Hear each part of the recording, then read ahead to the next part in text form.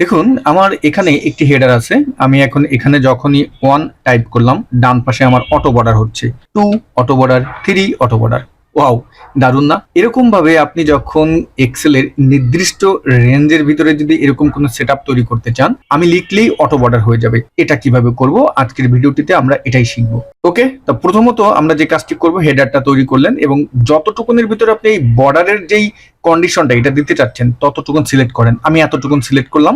তারপর কিবোর্ড থেকে Walt HLN button press করবেন।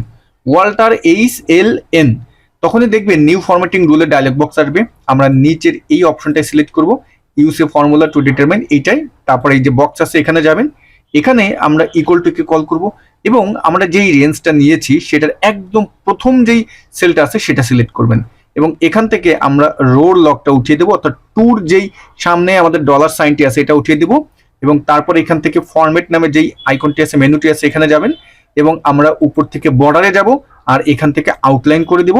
এখন ওকে করে দেব, তারপর আবার ওকে। এখন আপনি এখানে যখনই যা টাইপ করবেন দেখুন আপনার অটো বর্ডার হয়ে যাচ্ছে।